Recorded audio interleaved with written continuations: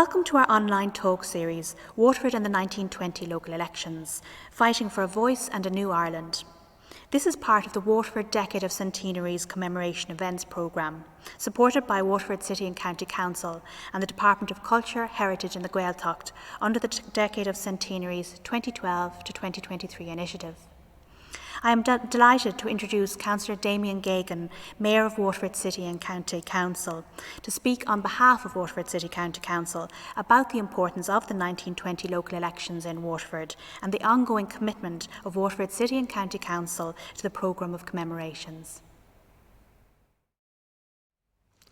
Waterford and the 1920 local elections, fighting for a voice and a new Ireland.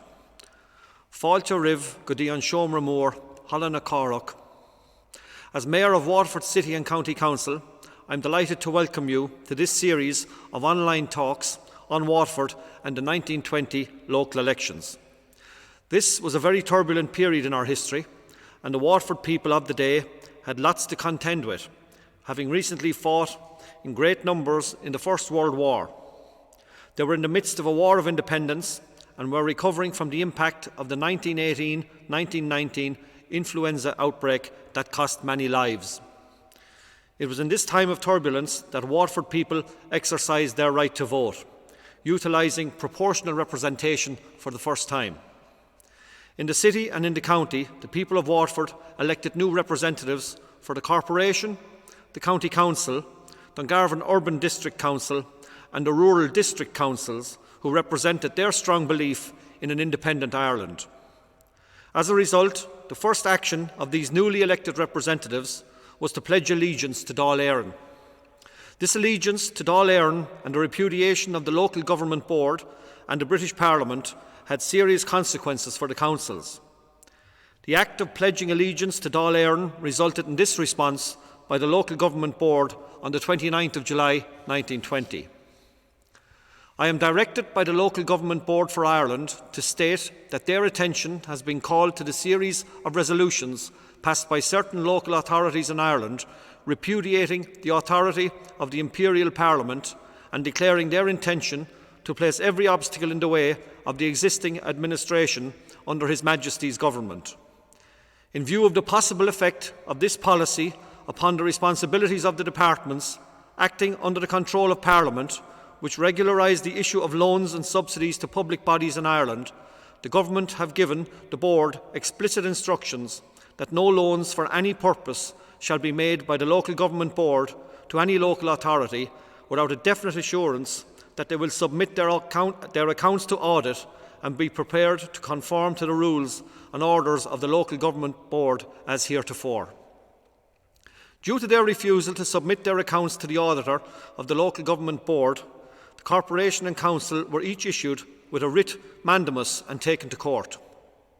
Staff were arrested and the Council offices raided for records documenting their accounts and their correspondence with Dáil Éireann.